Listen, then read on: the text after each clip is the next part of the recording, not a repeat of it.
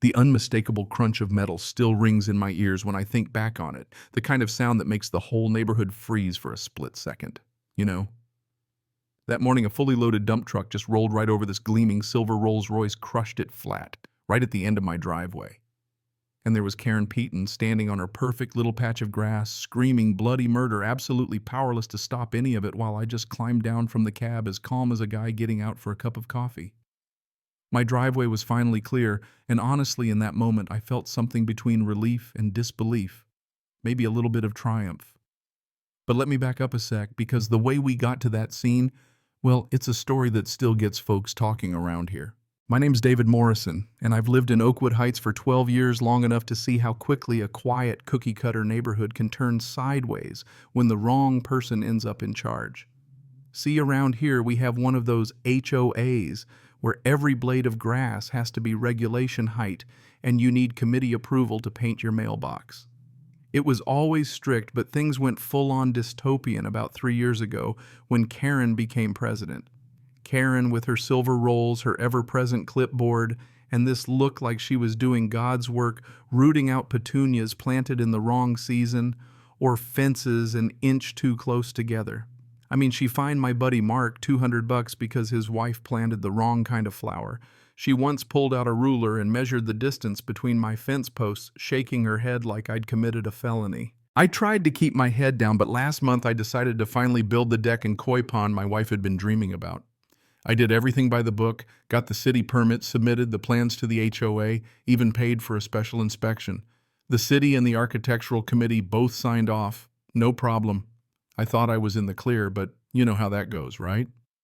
The day construction was set to start. Who's banging on my door at 7 in the morning? But Karen herself, dressed up like she's going to a royal wedding. HOA president pin shining in the sun. She tells me in this tone that's half queen, half school principal, that my permits are invalid because I didn't personally bow and kiss her ring, basically.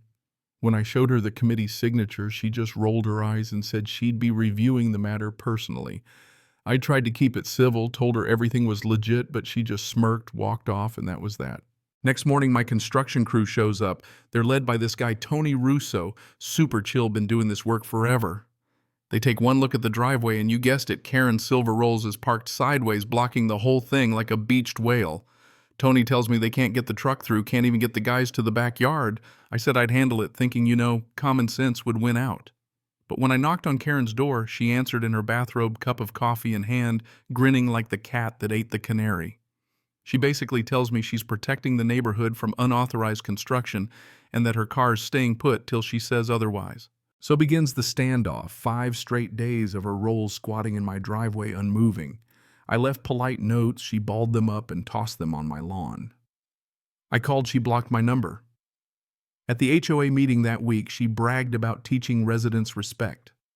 Some folks cringed, but nobody said a word. She even started a thread on the neighborhood Facebook page, never mentioned me by name, but everybody knew who she was talking about. The comments turned nasty, people picking sides, and meanwhile my project's circling the drain. Tony's losing money, and Patience tells me by Thursday if I don't solve it, he's out and I'm out my deposit.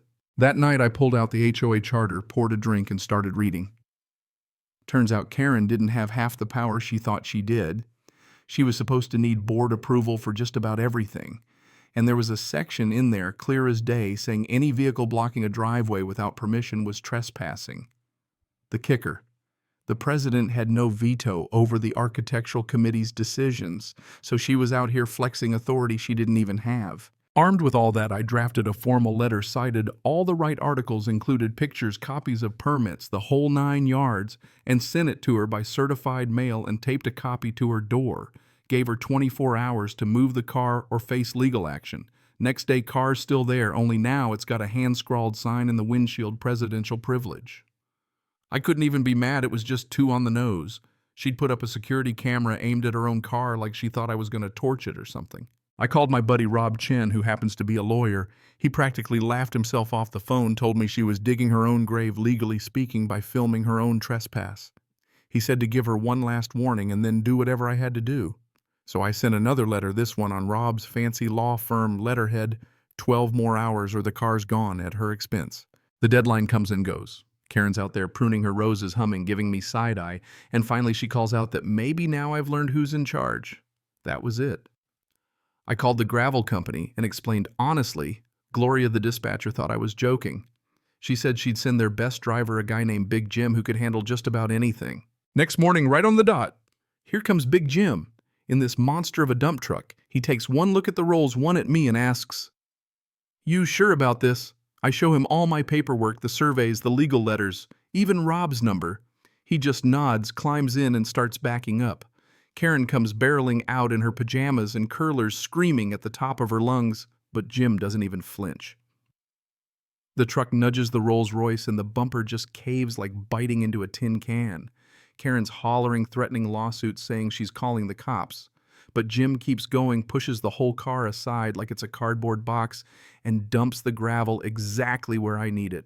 By now, half the neighborhood is out watching. Mrs. Anderson is filming. Mr. Patel gives me a thumbs up. Karen is shaking with rage, waving her phone, yelling for the police. 2 officers show up, Officer Martinez and Officer Liu. Karen's ranting about criminal destruction of property, demanding I be arrested. The cops look at my stack of paperwork, the video evidence, the legal warnings, and after a little huddle, they tell Karen she's the one breaking the law. She gets a citation for trespassing and illegal parking.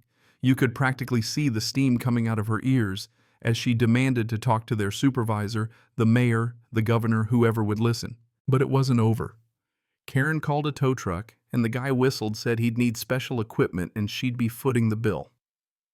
Over the next few weeks, she tried to file an insurance claim, but the company denied it, said the damage was due to acts of stupidity, which, pretty much nailed it. Then she sued me in small claims, but the judge, after seeing her own security footage, showing her ignoring all the warnings, tossed the case and made her pay my legal fees. That stung.